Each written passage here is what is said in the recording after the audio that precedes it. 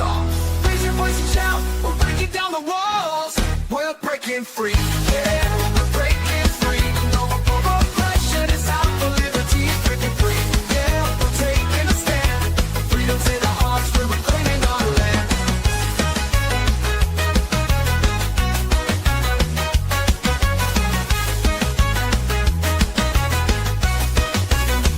They try to silence us, but we won't be tamed. Voices getting louder, can't keep us in chains. We got the power, we got the might. Together we can shine, together we can fight. Feel the rhythm in your feet, it's time to stand tall. Raise your voice and shout, we're breaking down the walls. We're breaking free, yeah, we're breaking free. No more oppression, it's out for liberty, breaking free. Yeah, we're taking a stand. Freedom's in our hearts, we're reclaiming our land. They try to silence us, but we won't be tamed. Voices getting louder, can't keep us in chains. We got the power, we got the might. Together we can shine, together we can fight. Feel the rhythm in your feet, it's time to stand tall. Raise your voice and shout, we're breaking down the walls. We're breaking free, yeah, we're breaking free. No more oppression, it's out for liberty, breaking free. Yeah, we're taking a stand. Freedom's in our hearts, we're reclaiming our land. We're claiming our land. I hate this show. Oh my goodness.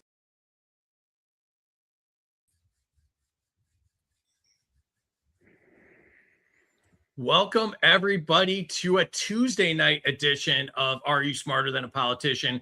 This is your gateway drug to liberty. Tonight, they tell you the policy is working. Your life tells you something different. Tonight, we put the narrative on trial. From your wallet to your safety, from the classroom to the courtroom, from what you're allowed to say to what you're told to believe.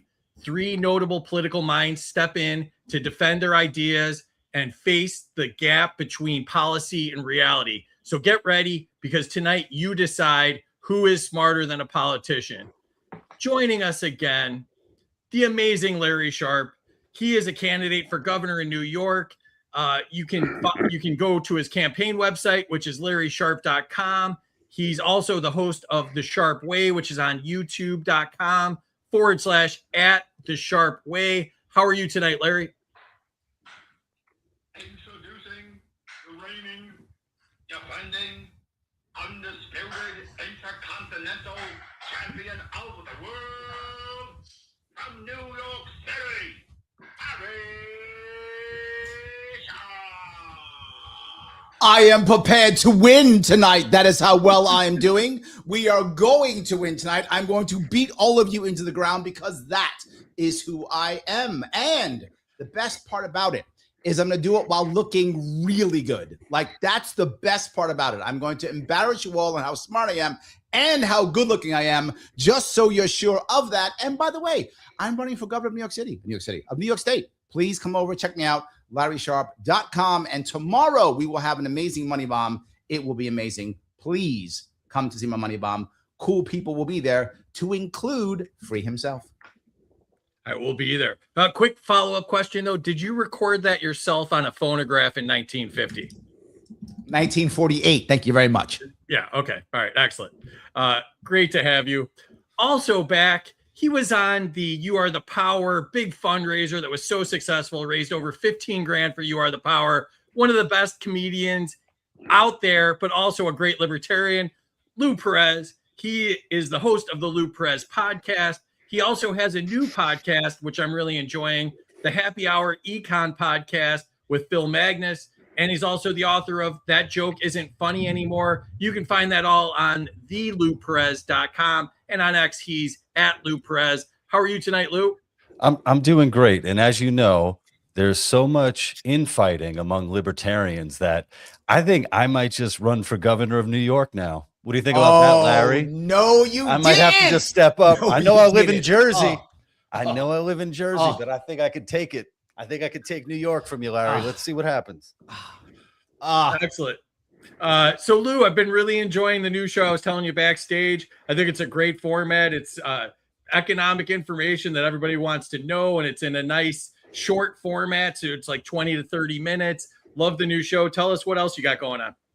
Yeah, so the new show, like I say, it's called Happy Hour Econ, and I get to co-host it with the great economist and historian Phil Magnus. And the pitch is basically a comedian and an economist walk into a bar, and we have short, fun conversations on everything happening in economics.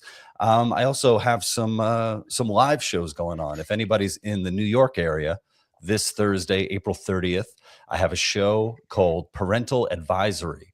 It's a show that pairs stand-up comedy and wine tasting, and it's happening in the Village in New York City at a place called Some Good Wine. And all that information you could check out on my socials.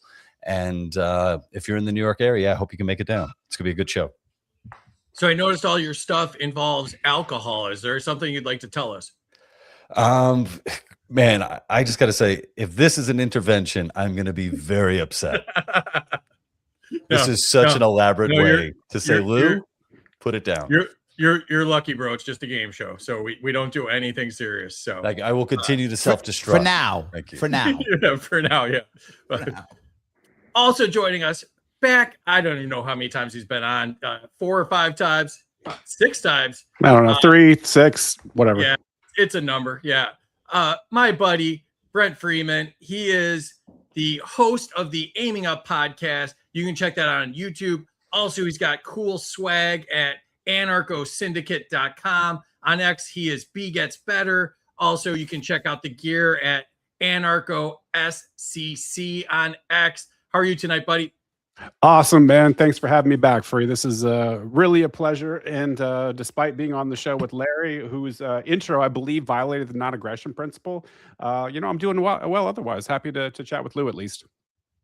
Yeah, that was a little dig there.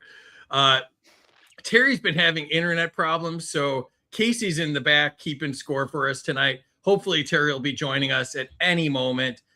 If not, I blame the government. Probably shut her down. So, yeah, let's jump in and see who's in the chat here. Let's see. Chris is here. What's up, Chris? Minus 200 to Larry for berating the rules or debating the rules backstage with Free and making the show late. New Yorkers. True. That's probably fair. Yeah.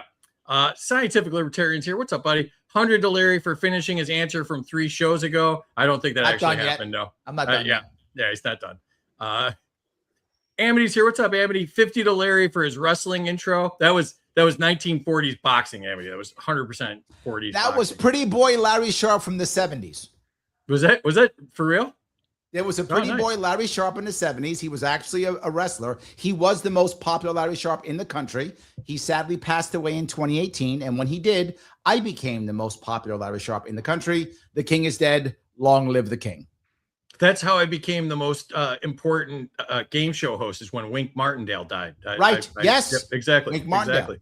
Yep. You need to have that long thing like he said. That long. I would like one of those long microphones with the weird little Q-tip thing on the end of it. Yeah, that would be cool.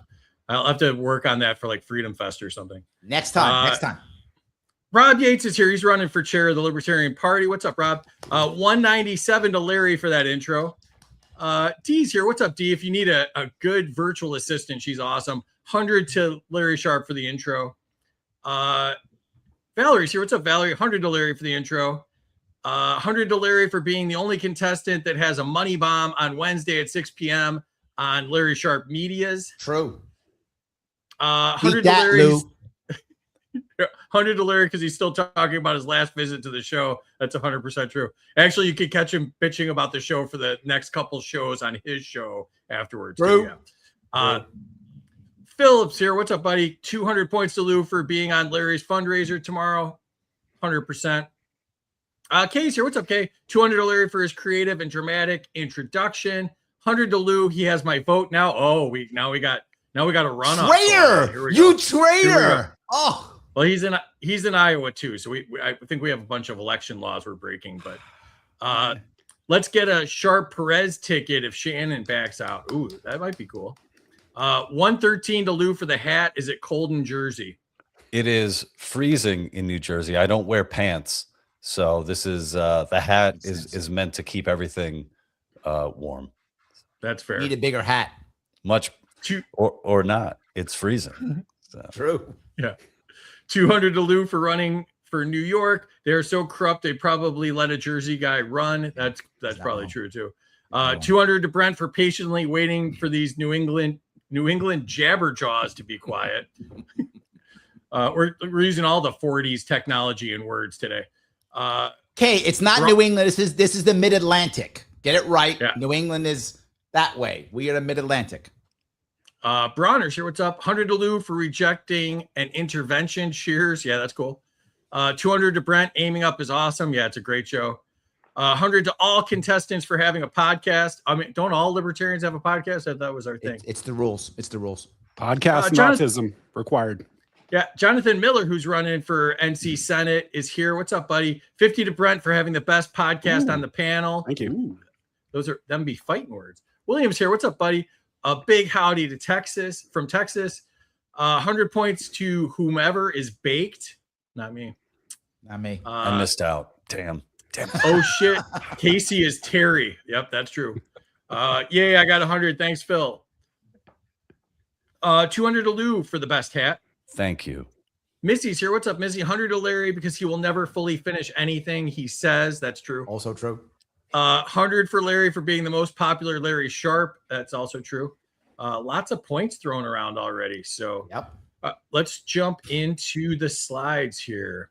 And yeah, thanks everybody for joining us. Please share this out. Let's bust the algorithm. They might be stepping on me a little bit because I'm not down with the whole Iran war and a bunch of other stuff. So any help you can give us would be great.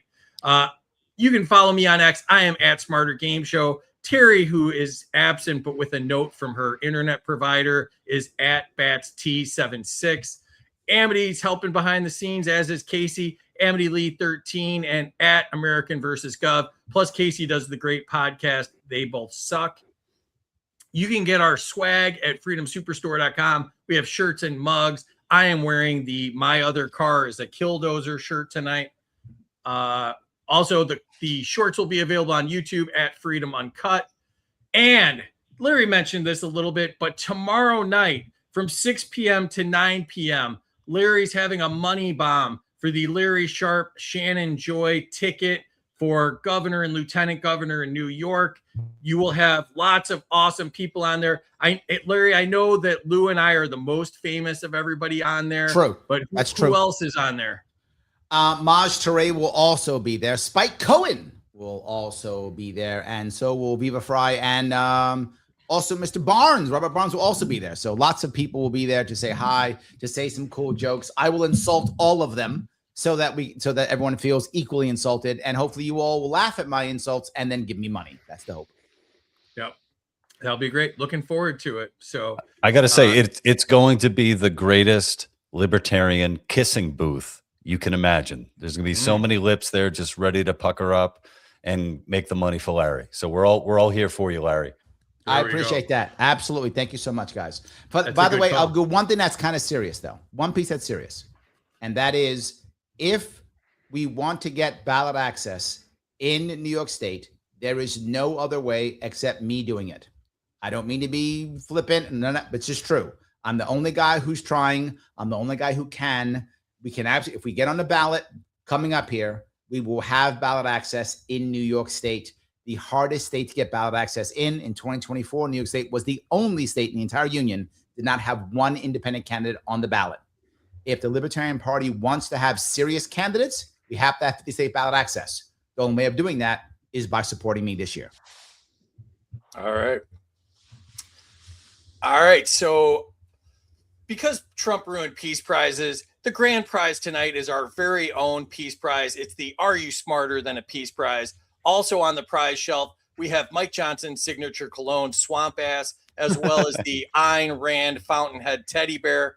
We also have the home edition of Are You Smarter Than a Politician, an assortment of amazing libertarian bobbleheads, as well as if you need to get your mental midget to take a bath, this is the way to do it. We have the Strait of Hormuz bath set, make bath time great again. Also, Lou. we have the qualified immunity action figures, now with more unchecked power. We also have the tariff cash registers. We brought this back because it's in the news again. Now it gives refunds it gives your money back to big corporations. So that works great. now. Also, if you want your kids to grow up and become Big Brother, we have the Build Your Own Surveillance fan. And of course, we have the Trump nativity set. We know it's April. We can't get rid of this piece of shit. Somebody's please got to take this tonight. Also, we have the Lego Killdozer because nobody talks about the Killdozer more than me and Casey do. So rules are, I am the government. Whatever I say goes. Scoring errors count. Life isn't fair. Suck it up, Buttercup. Nobody cares. The rules are, you have one debate, one filibuster unless you're Larry Sharpe and can't be contained.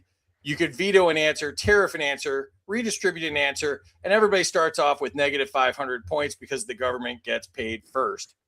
Here's how scoring works. The chat controls the score. You can give or take up to 100 points from the contestants. And because I am the government and I believe in crony capitalism, subscribers can give or take up to 200 points. And because they pay me and so they matter more. Nuking a score. Any former contestant can nuke a score, taking it down by 1,000 points. The twist is a score can only be nuked once, and it's got to be for a good reason. I forgot to do our sponsor, so let me do that really quick because I'm jumping around. Terry not being here has me all discombobulated. So Tuesday night is sponsored by our friends at Zoom. If you believe adults should be free to explore their own consciousness and you're looking for a modern, precision-dosed psychedelic experience, check out zoomtrip.com and see what they're building over there. It's xumtrip.com. And thank you for sponsoring the Tuesday show.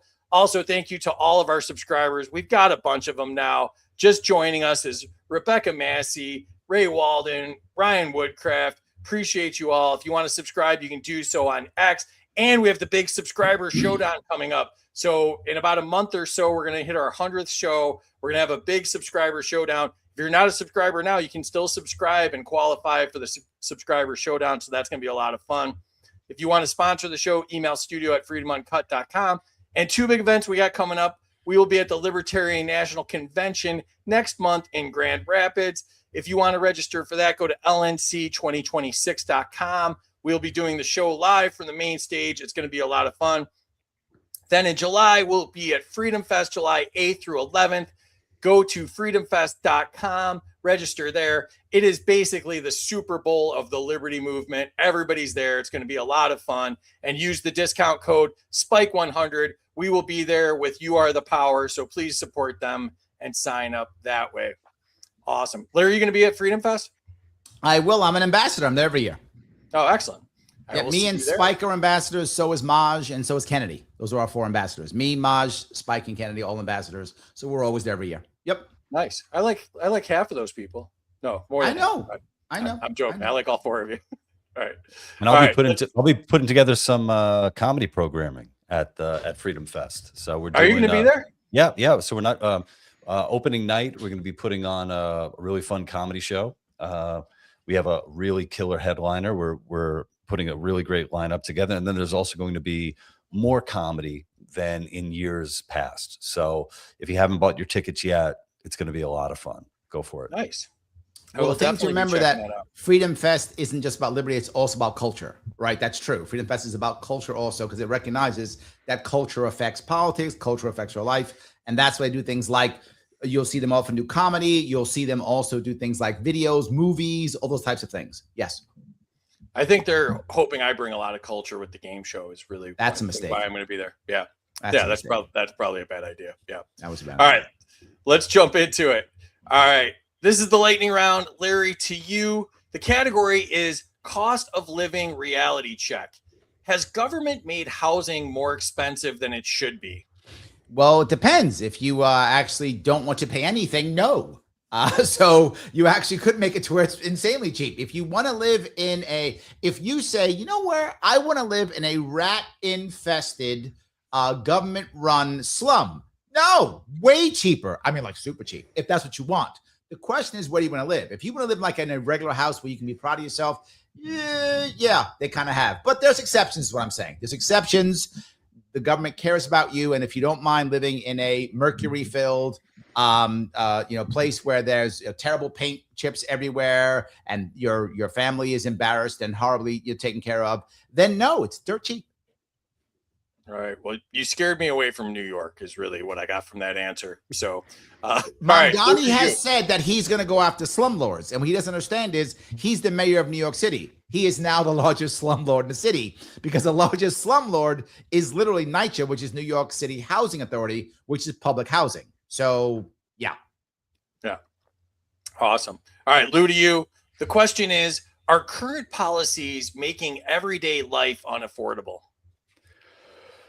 Sure they are. But also, I think you need to ask yourself, what kind of life are you trying to live? What are your aims? It's kind of similar to, the housing thing. If you want to live in a major city like New York, then you're going to have to deal with a lot of the shitty policies that are going to make life living there harder for you. But if you're looking around and are willing to perhaps live in a place that, doesn't have all the bells and whistles, you might have a really good life there for you.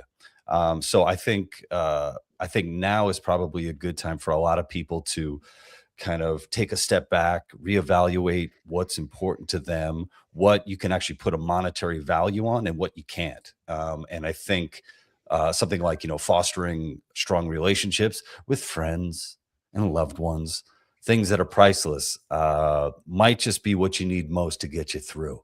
So. Yeah. But who was going to rip the streets up and put in bike lanes? Right? Did you think about that, Lou? No, you didn't, because you left New York City because you ran away from me when I need you most. That's why. All the I'm reality saying of it is that bike lanes matter. Okay. Listen here, Larry. All I'm saying is this Thursday, I'm going to be at some good wine. And I'm going to be drinking wine, and I might have so much wine that I end up coming out with a shovel and start tearing up that street myself. I'm going to join you. We are going to get rid of bike lanes in New York City. I love it. Me and Lou, you heard it there. It's the most libertarian thing I've ever heard in my life. Yes, absolutely. Yes. A road booze crew would be love it. We'll get rid of bike lanes and fill potholes the same night. It'd be amazing. Yeah. There you go. All right. Brent's on the show too, so let's go to Brent. All right, Brent, is inflation more about bad policy than global forces?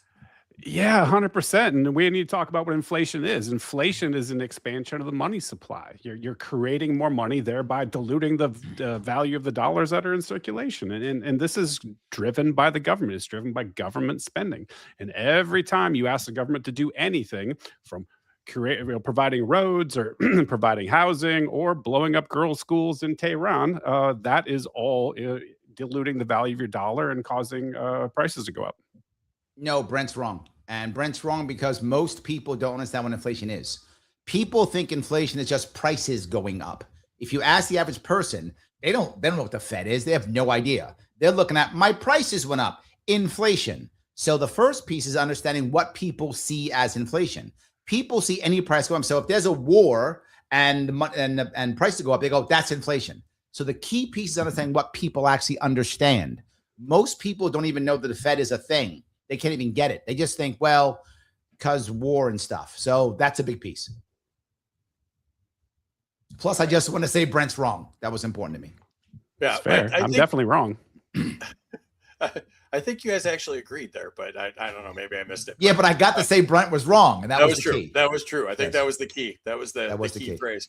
The secret phrase is, yeah. All right. Larry, to you. Do higher taxes deliver better services? Well, again, if you're saying to yourself, what I would love to have is a job where I don't have to do much at all, and I'm not accountable in any way, shape, or form. Yes. I mean, that's amazing if that's what you're looking for. Now, if you're looking to actually like have your roads fixed and things like that, no, not at all. What actually would do it is the right incentives. And generally speaking, you're going to find much better incentives when it comes to things like the market, when you have things like competition, then you will tend to have better incentives. But again, if your goal is, I would like to have a job to where I have almost no accountability, then I think higher taxation is for you. All right. Lou, to you. The category is education spending versus performance.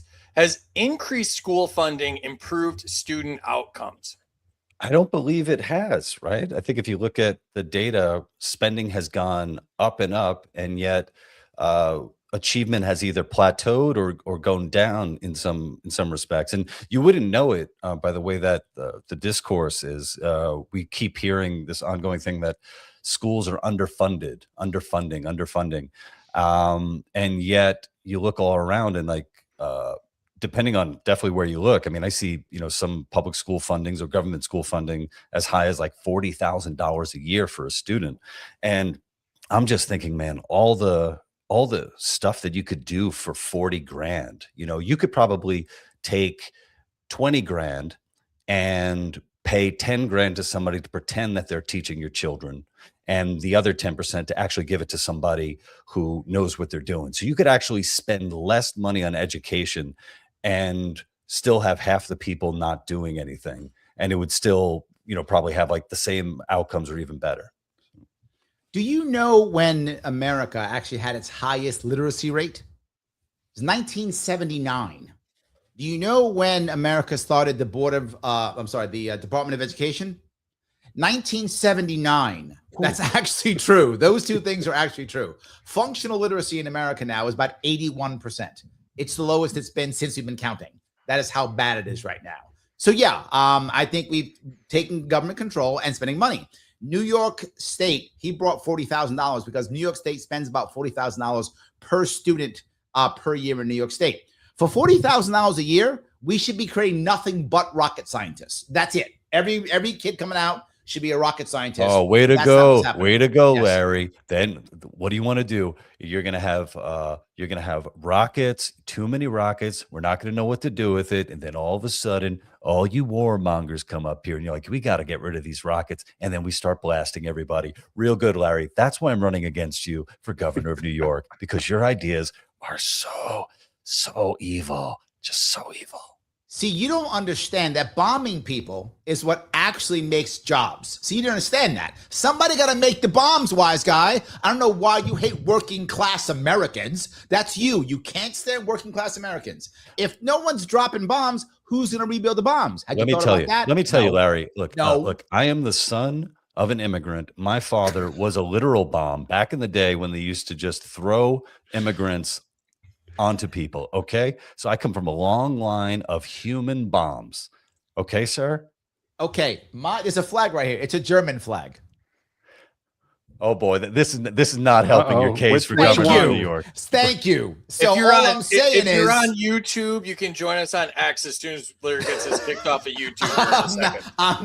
I'm just letting stuff go out. Okay. So when it comes to war and bombing and stuff, I think I got you a little bit on that one. Okay. Just saying. Okay.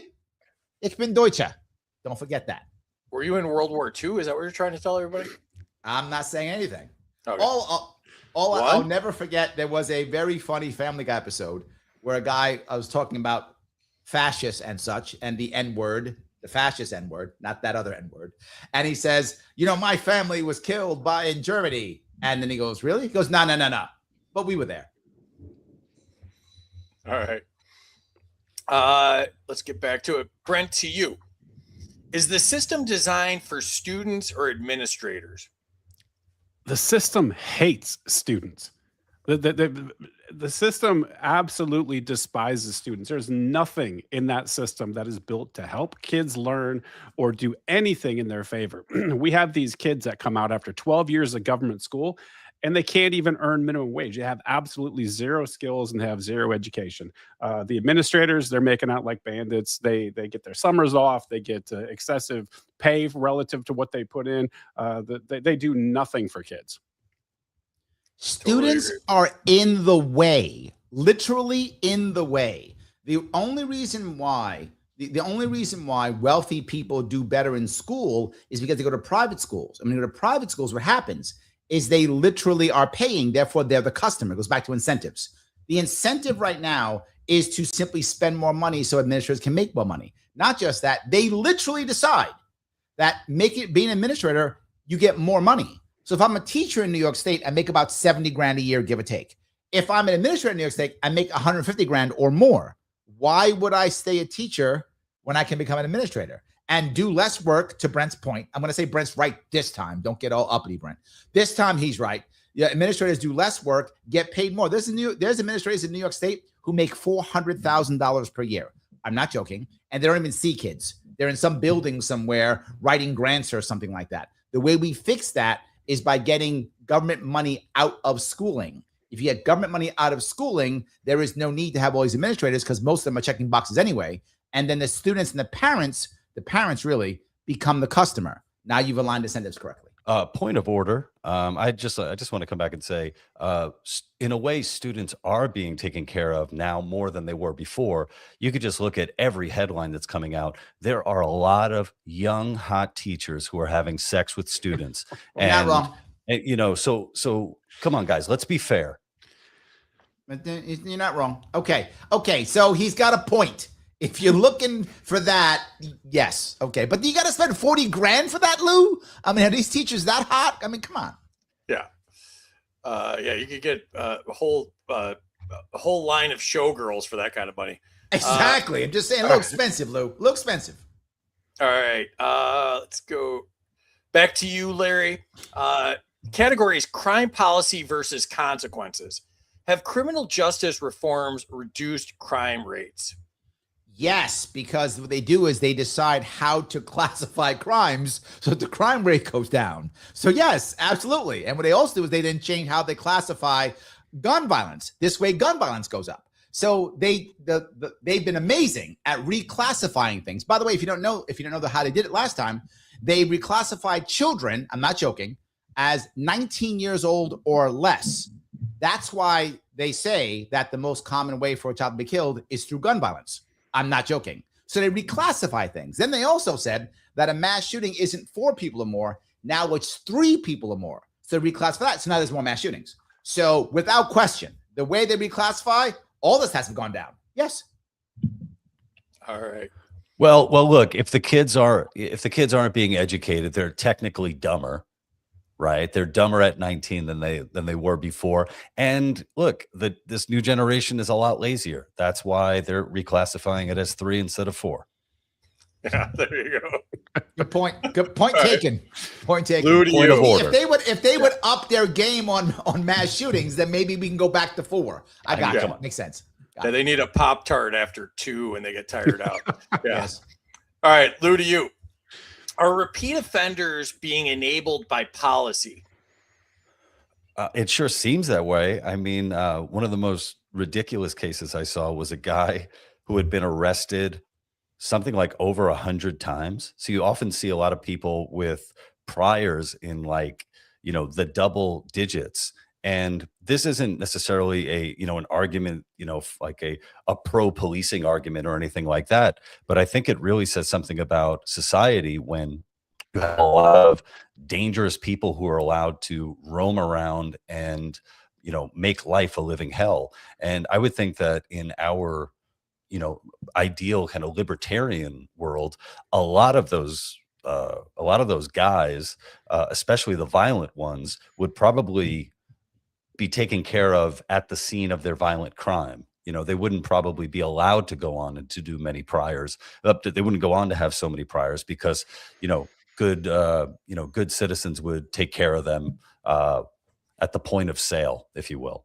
See, this is why I'm running against Lou, because he is a hypocrite. He just said the kids are lazy, but then he says they got 100 priors. That guy's working it. That guy is getting it right. He is going until he gets it right. And here Lou's saying this. Lou, make up your mind. Make up your mind. Larry, he would not have been caught if he was good at what he does. Which is why he keeps doing it. See, he's not lazy. He's working it until he's good. By the time he gets 100, at that point, he's squared away. Muscle memory is what you're going for there. Muscle memory. See? Yeah. All right, Lou's Brent, a hypocrite. Don't vote Lou. Vote Larry Sharpe. Brent, are prosecutors shaping outcomes more than laws? Yeah, clearly. Like prosecutors in the Epstein case, what did they do? They gave him a slap on the wrist. And I'm not sure if everyone's paying attention to a prior guest, Adam Johnson, talking about the time that he got for his horrible furniture transgression versus that dude in Florida that was a prosecutor who stabbed that guy in traffic, who got, I don't know, like 40 days in county jail or something like camera. that. Stabbed him on camera. Yeah, it's insane. Like, yeah, the laws don't matter, the sentencing guidelines don't matter. Like, it's all being handled. It's two tiers of justice. If you're a regular guy, you're screwed, and if you're connected, you're an elite, you're gonna be fine. I feel right, bad Larry. for two reasons here on this. Number one, he's right, and this is a serious issue. If you are in America now and you cannot write a check for 6 figures for your defense, you are guilty. It doesn't matter if you're guilty or not, you're guilty, which is why some people plea. If you can afford to write a check for 6 figures or more, you can actually get a pretty fair trial in America if you can write that kind of check. If you can write a check for 7 figures or more, you can maybe get off even if you did it. So I think all of those things are true, and I wish they weren't. But there's a second piece.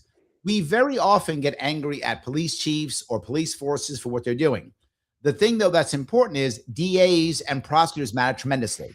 What a DA is going to prosecute, what a prosecutor is going to prosecute, affects how cops actually go out and do their job.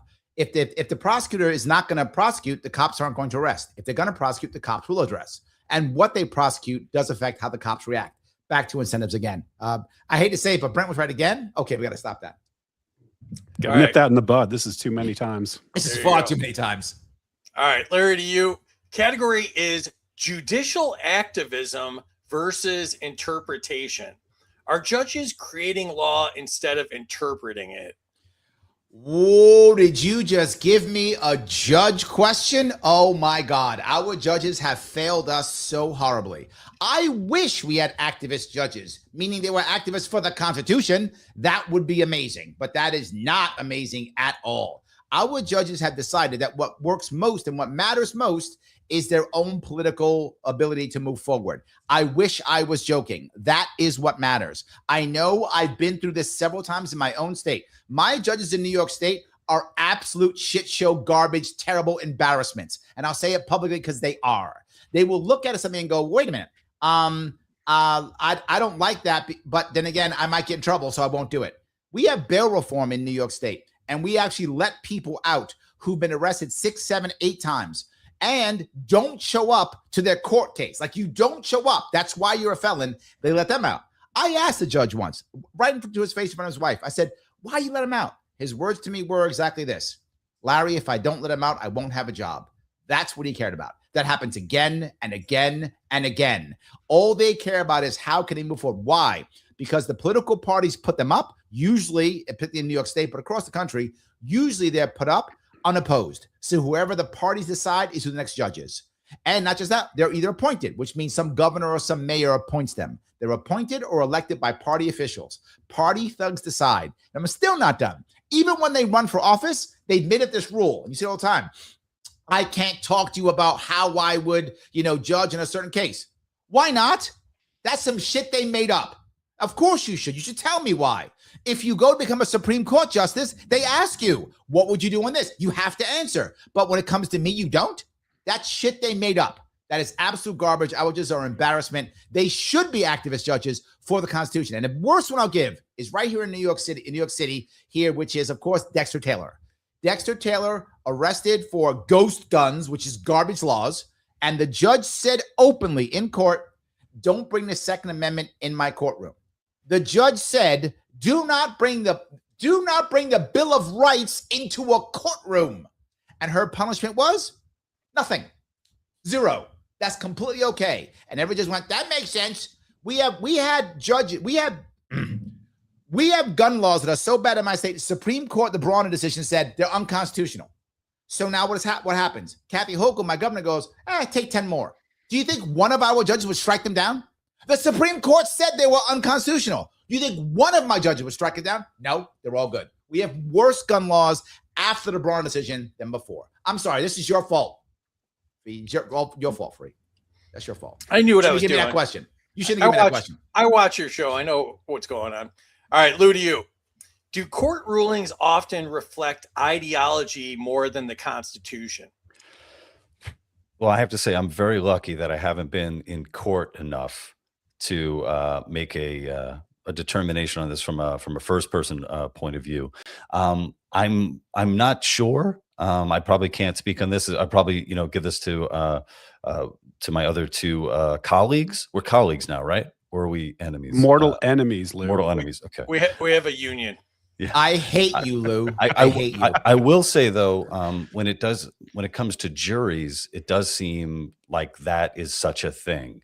In particular, it seems like it comes down to not only ideology but also identity, and it's pretty scary to hear about people who've been either freed or incarcerated because they either looked like the jury or did not look like the jury. And that's something when you're going into trial thinking that you're going to be judged by a jury of your peers, and what does that even mean if they're going to judge you differently just because of your immutable characteristics? I think it's way worse than that. Way worse than that. And I'm going to go to my state, but it's throughout the entire country. In my state, judges literally say that jury nullification is against the law. I'm not joking. I am a consultant in this world. I do criminal cases, and that's how I know about the dollars and such.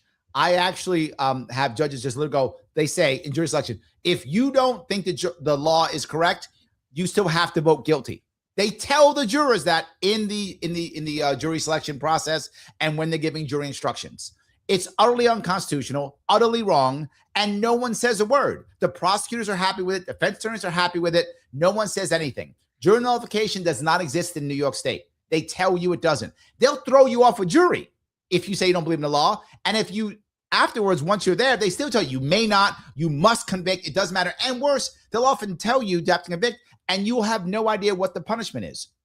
So punishment could be death. I mean, not in New York, it couldn't be, but in theory, and you have to vote guilty on something that you think is still okay.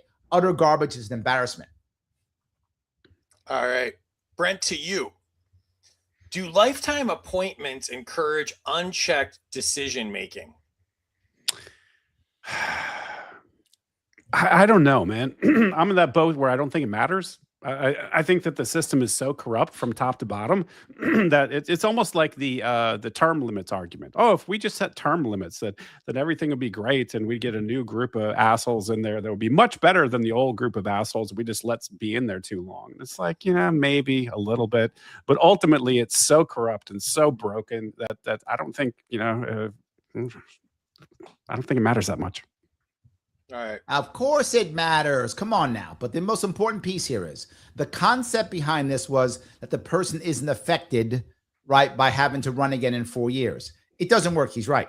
But what we want to do is we want to actually have a way of holding people accountable. That's the problem. We don't hold people accountable. Lifetime is fine, but lifetime shouldn't mean no matter what you do, you should still be held accountable. You should be able to easily impeach judges. You should be able to remove judges. And you can officially, but it's freaking impossible. So if you made a system to where they're held accountable to the people, I don't mind lifetime appointments if they're held accountable to the people. And they're not. That's the key. All right. Larry, back to you. Oh, no, it's enter scores. We actually finished a round. 100 points to me that we actually made it through a round. I was betting against it. Yeah, it didn't seem like it was going to even be possible. The chat is fire. I'm sorry. I have not talked enough. I'm sorry, Free. I'll keep going. I apologize. Okay, yeah. I have failed you. I apologize. Yeah. All right. 100 to Lou for the Tim Pool lookalike, almost. All right. Wait, one thing that I need to prove. I'm not bald though. There you go. Yeah, no, you got the locks. Yeah. I got a lot of party in the back. Yeah, you got the lettuce. Yeah.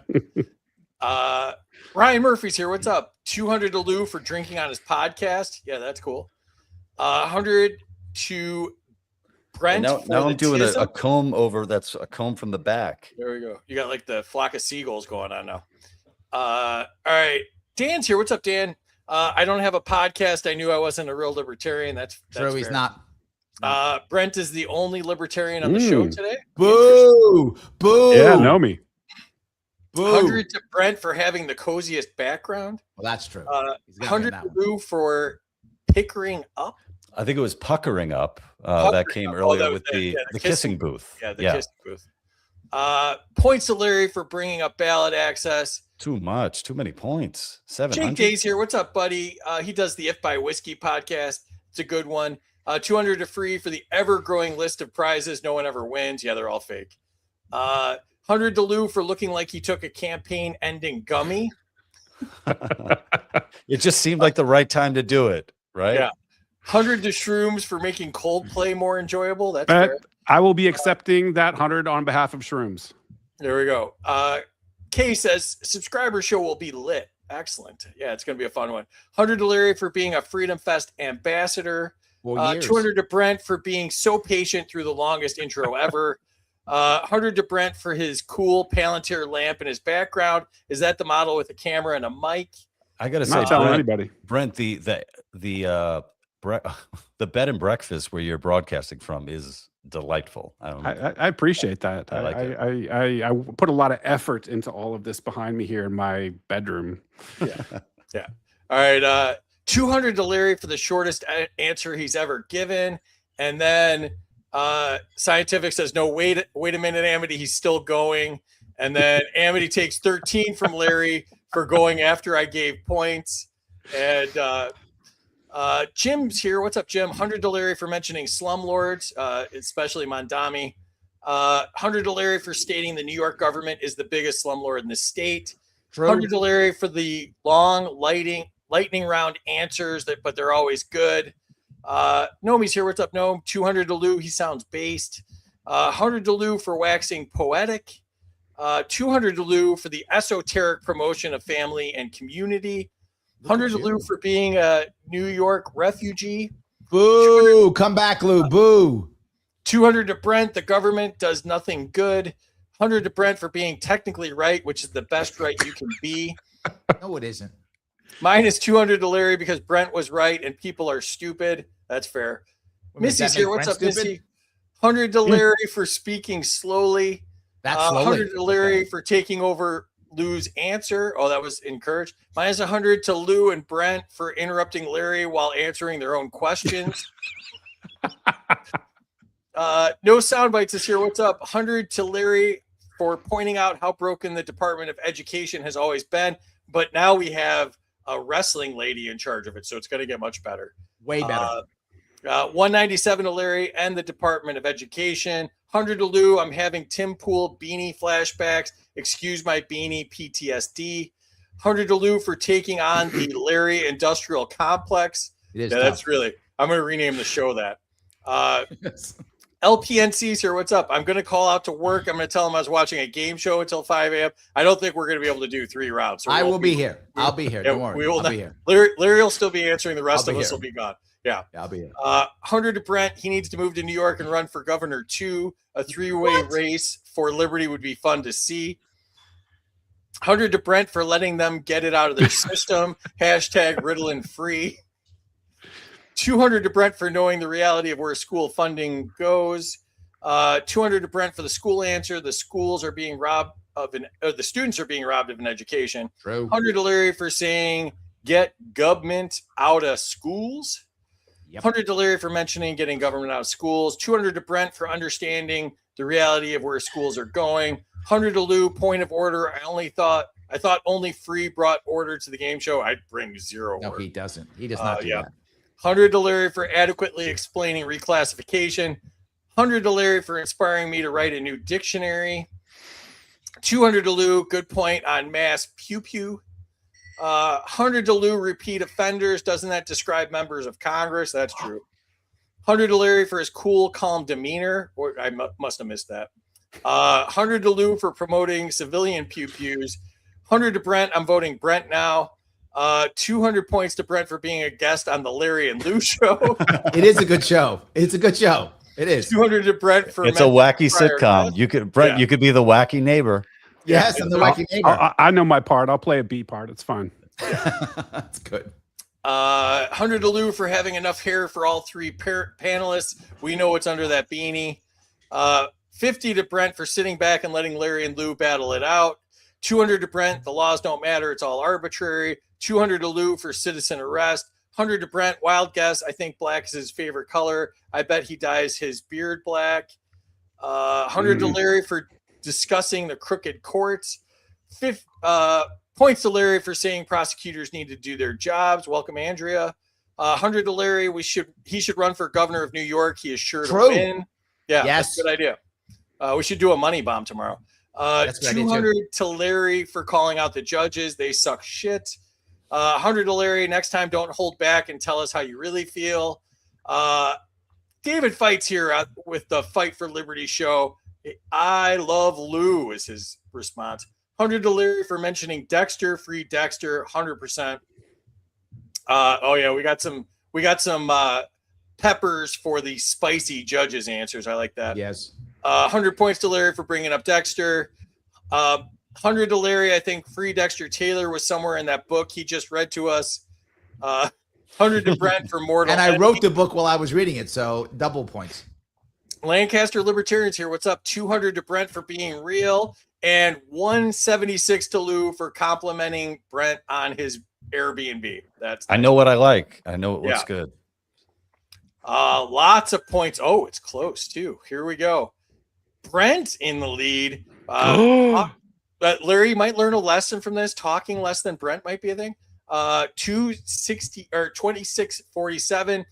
Lou 2476. Larry's in third, 2409. Can Larry be in fourth place? No. This is if you add up the negative and the positive points, I have the most points. So thank you. I'm winning. That's not how math works, but you'll be a good governor if you think that that's how math works. Correct. So, thank you. See, I'm practicing for my job. Exactly. See, think the way the job you want, not the one you have. There you go. All right, Larry, to you. This category is brought to us by Zoom Beyond Shrooms. Check them out at zoomtrip.com. Larry, the category is drug laws versus public health. Are communities safer under current drug policies? Well, you talking about the prison community or the communities outside? I'm not sure which one you're talking about. Current drug laws. Well, if you look at the history, the most violence in domestic violence, meaning violence within the country, not like at war, was during Prohibition. The most cops were killed, the most cops were injured. All those things were true in the 20s. And then once Prohibition ended, all of a sudden, oh, weird, the violence stopped. People will always tell you, you don't understand something, Larry. Crime comes from poverty. I hear that all the time. That's not true. That insults poor people. That says poor people commit crimes. No. Crime comes from the black market.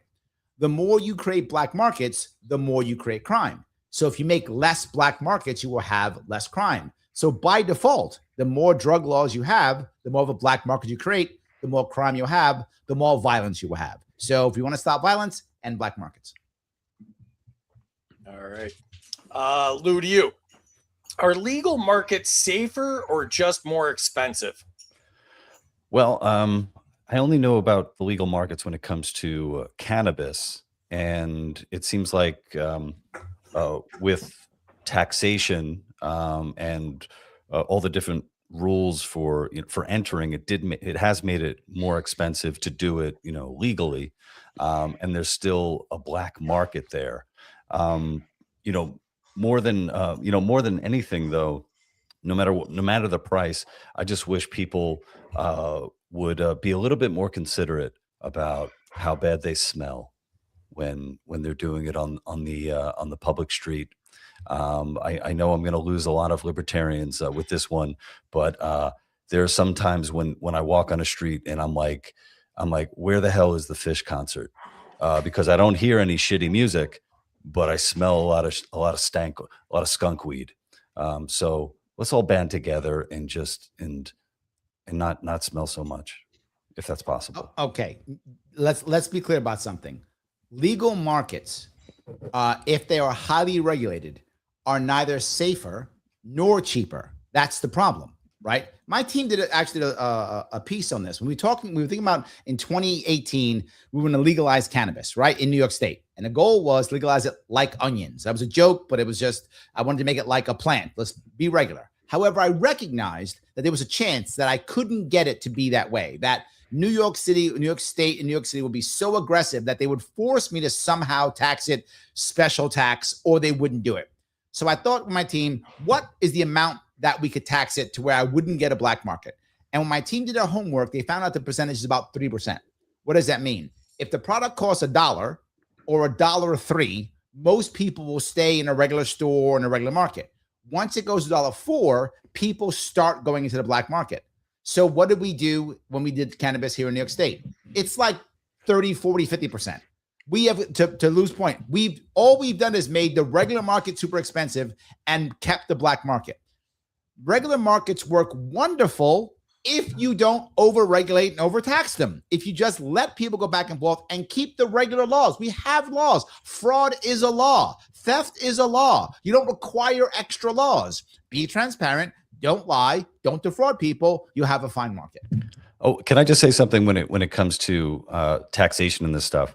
When there was all this talk about legalizing cannabis or your other quote unquote vices, people always say legalize it and tax the shit out of it, which I think sets up this conundrum that I think only the state could come up with, where they don't want you to be taking part in these either activities or these these chemicals, right? They don't want you smoking, but also they want your tax dollars too. So they're in this weird spot where they are supposed to come out like, oh, they want what's best for quote unquote society, but also they want to squeeze every fucking penny out of it, which I think makes it a really interesting situation.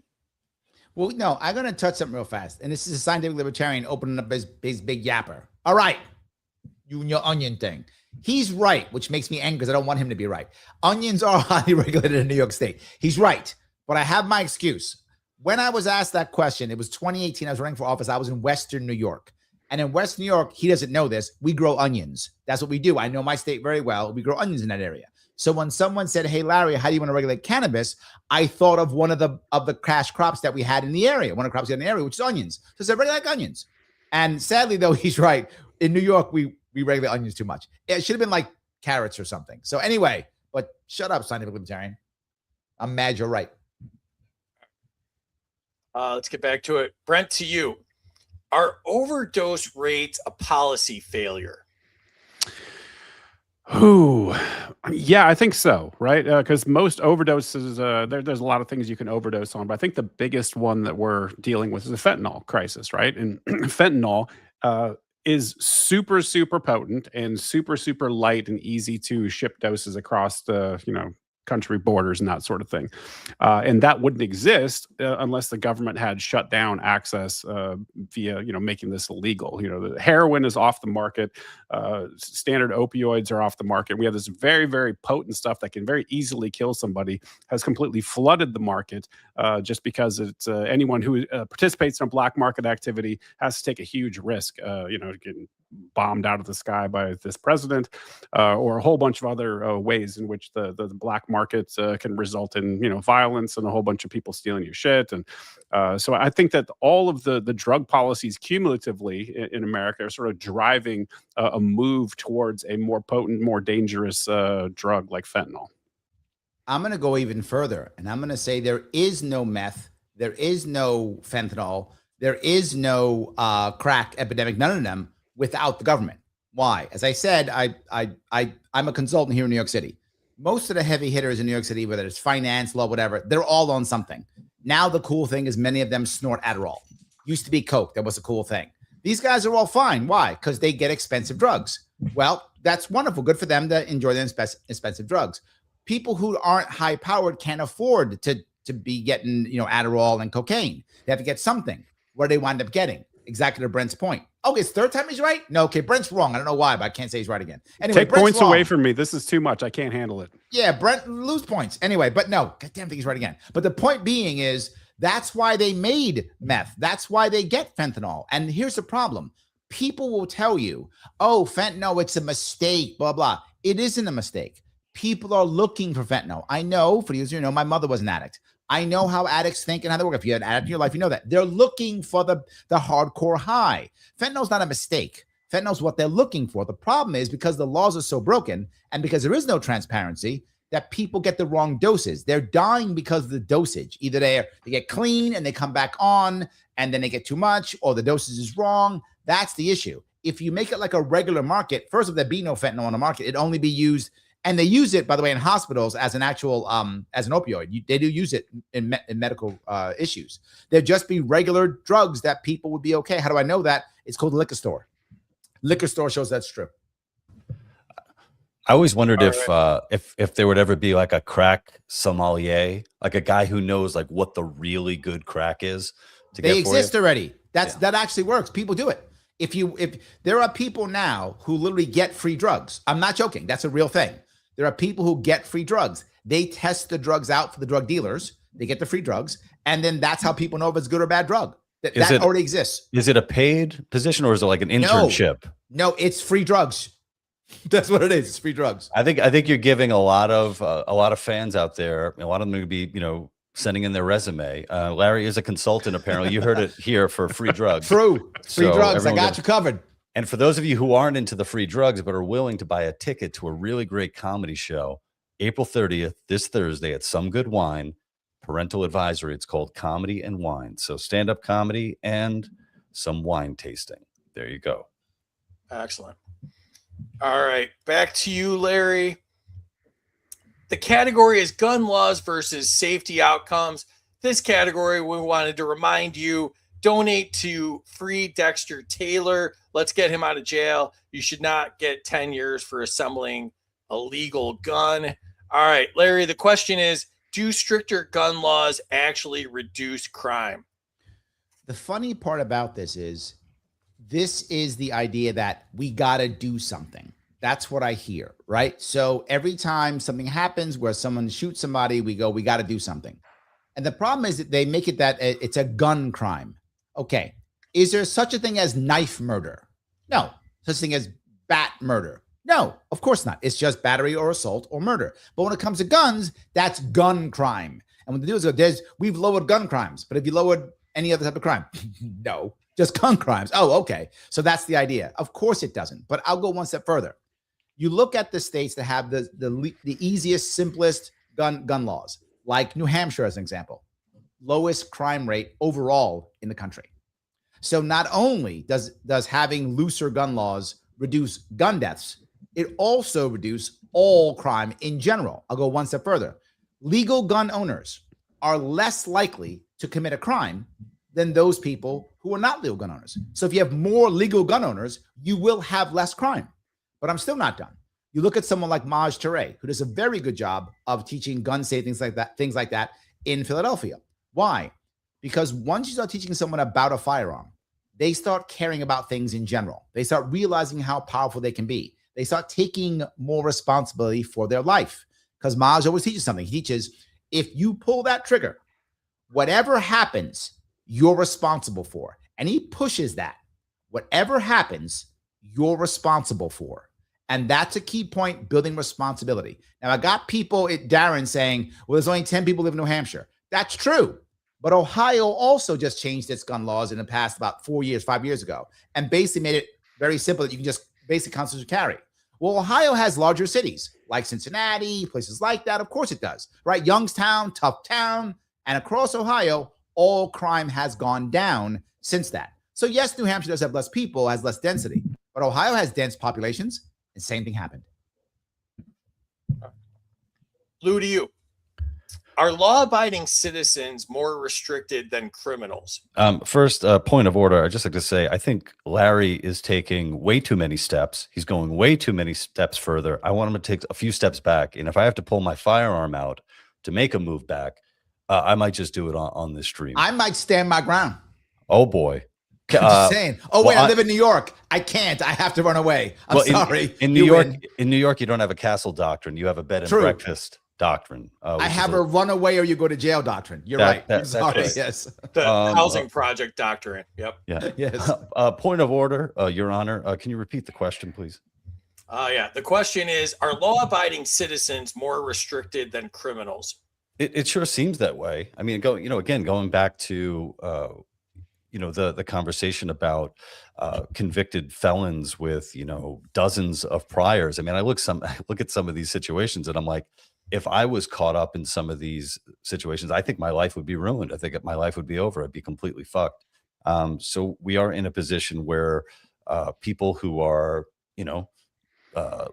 upstanding citizens, the kinds of people that you'd love to live next to, live in fear that if they are to act in a noble way and maybe even help somebody who's in need of help, that they're going to be punished for it. So I don't know what the data say on that specifically, but it certainly feels that way.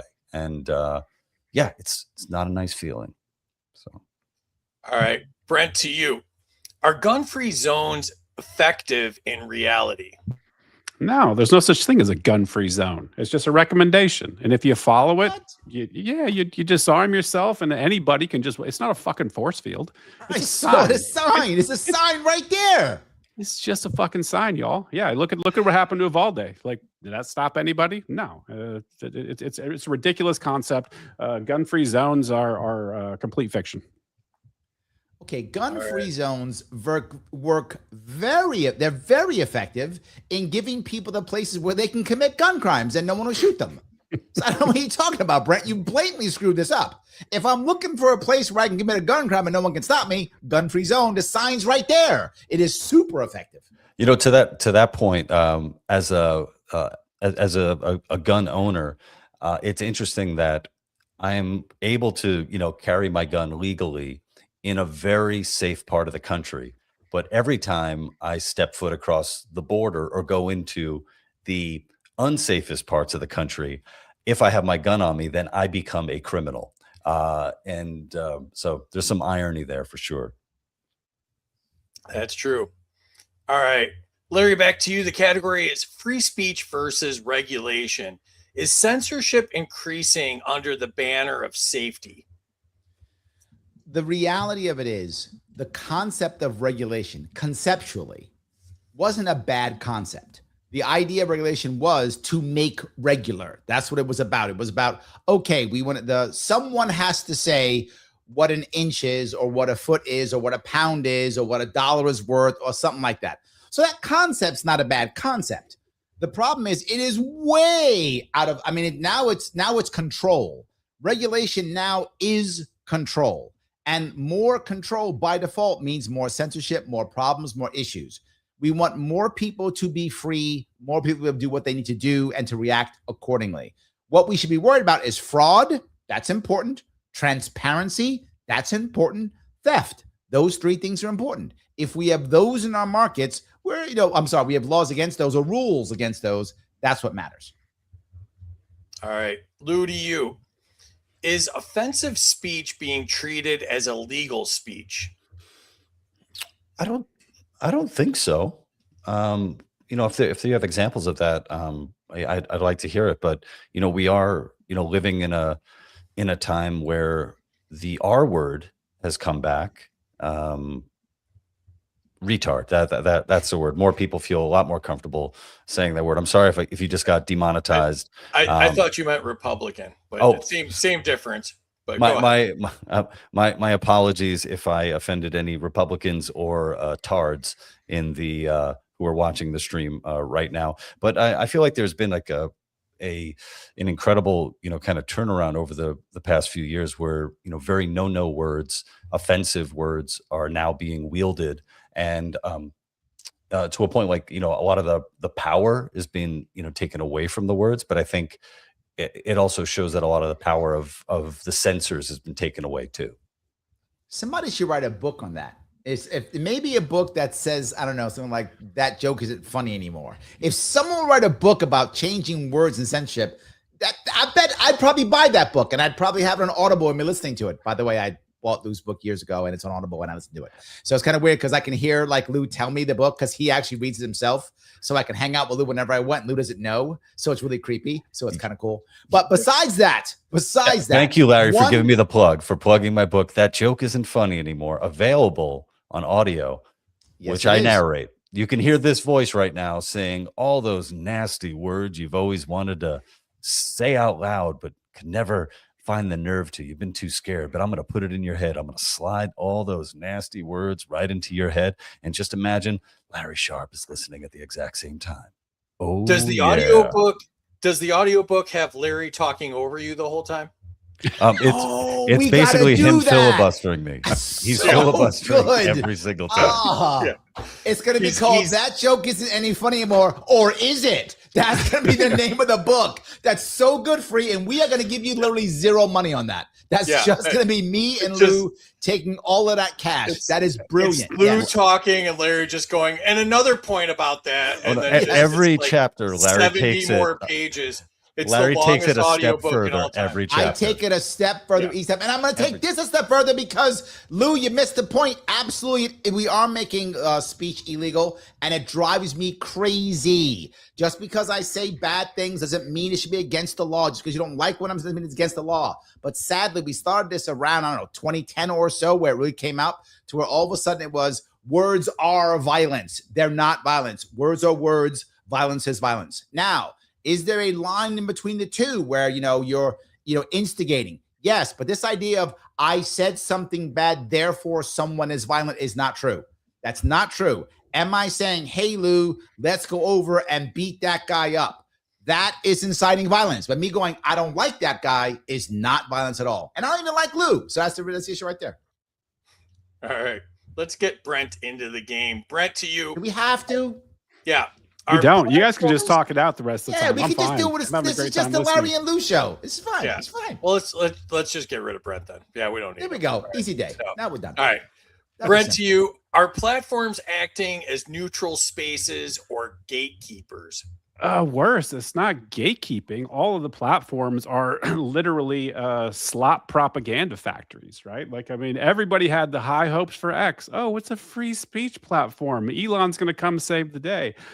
It's turned into a garbage fest. It is nothing but promoting the worst, most wretched voices out there, just absolute slop. And anyone who is an honest broker, who's putting forth an honest opinion, is going to get slammed down to the bottom, especially if you're against the military-industrial complex or the war, or you don't like people that do bad things to kids on islands. Like, it's a terrible thing. Every platform does it slightly differently, but it's all, Project Mockingbird type of stuff when they controlled ABC, NBC, CBS directly. Now it's just gone through an influencer class and the tech oligarchs who run the platforms. Lord Yeah, I think- Elon, do not listen to him. We're not with him. Lord Elon, we love you. Well, I Don't think- listen to him. It's absolutely not true. We don't agree with him at all, Lord Elon. Fuck Elon. Brent is definitely making a good point. I mean, I've totally noticed it when it comes to X, because for a while at the beginning of the year, I was getting like nice payouts, and it was like, oh, cool, like people are seeing my stuff, I'm getting nice reach, and I'm actually being rewarded for it in a way. And then as time has gone by, I just noticed my reach isn't getting what it used to. My subscriber count hasn't been going up, and it's a real bummer, especially like Brent, like you said, when you think that you're acting with good intentions, putting your stuff out there, putting original content out there, and just seeing it kind of get snuffed out. I'm starting to look around like, oh man, where do I go next? Or what should I focus on? And it's really tough, as I think, as a creator, to be constantly in that position. All right, let's jump into hang on. Score break. Enter your scores in the chat if you've not done so already. The chat is absolutely fire tonight. We appreciate you all. Share it out again if you don't mind, if you're enjoying what you're seeing. And 100 to Larry, if I lived in New York, I would vote for him. Wait, I'll just mail in a ballot for my great Aunt Betty. That's a good idea. Two of them. Points to Lou. Fish is shitty music. That's absolutely true. 100 to Lou for mandatory deodorant. That's a good idea. 100 to Larry for still being the only contestant that came back from a nuke and won second time he was on the show. I don't think that's actually true. I think that's happened a bunch. But this is his fourth time. That's excellent. No, it's the only one because she said so. I don't think that's true. Yes, it is. I don't think that's true. 100 to Larry for legalize it like onions. 200 to Lou, let's band together and not smell so much. That's a great idea. Good idea. 200 for skunk-free sidewalks. 100 to Larry because someone must be cheating for him to be in third place. Rigged. 200 to Larry for less regulation. 112 to Lou for using the word conundrum.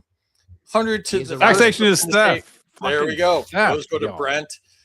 200 points to Lou. The hippies need to use less skunk and patchouli.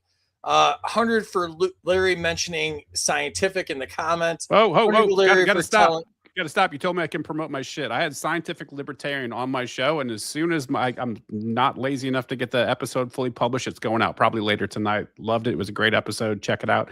And I got Kurt Wuckert coming up tomorrow, so check it out. Both former contestants and great guys. That'll be excellent. All right, now I got lost. You're welcome. Points to Larry for the black market rant. There's Travis, our buddy, Appalachian Liberty. Check out his show as well. 100 points to Larry for saying prohibition is bad. 100 to Larry for being a vet. Semper Fi. Also, Brent's a vet as well. 100 to Lou. Fourth place is for the fourth place joke. Yeah, that was excellent. 100 to Larry. In New York, we regulate onions too much. Everything is overregulated in New York. 100 to Larry for easy judge impeachment. 100 to Free for finishing a round. I finished 2 now. I really am overachieving. 100 to Brent for filibuster answer that was 16 seconds long. 100 to Lou, be more considerate where you smoke weed. 100 points to the lowest score. May 1st is May Day, comrades. Also my birthday, ironically. Oh, nice. Happy birthday. 100 to Larry for recognizing the reality of drug abuse. 100 to Lou for describing Hunter Biden. 50 to Brent for being right. I have so many of his paintings. Just want you to know, I'm so happy I invested $500,000 in Hunter Biden paintings. They're going to pay off at some point. Yeah, at least you didn't buy the NFTs. And then 49 for Larry for pointing out that Brent is correct. 200 to Lou for employing crack sommeliers. 200 to Lou, is that a paid job or an internship? 100 to Free, please give these points to whoever thought of this awesome game show. Yeah, that's still me. 100 to Lou for whining. Oh, I like that with the emoji. Phil Ryan's here. What's up? Check out the LP Allies. They're doing great work. They're trying to get people to Grand Rapids for the convention. Donate to them. 200 to Lou for promoting Larry for drug testing. Buys 50 from Brent for not snorting pills. I mean, the night's young. 100 to Larry for always going one step further, or 3 steps, or 12 steps. 96 to Larry for going one step further, or 50 steps, or 75 steps. 100 to Larry for mentioning Maj. Yeah, Maj is awesome. Points for the Maj shout out. Points to Larry for the absurdity of gun crimes. See, I can give him points too. Way to go, Chris. 100 to Larry's adrenal glands for keeping his heart rate above a hummingbird's. 200 to Lou for threatening Larry. 200 to Free for a great show. Sadly, I have to go. Yeah, good night. 100 to Larry, but wait, there's more. There's always more.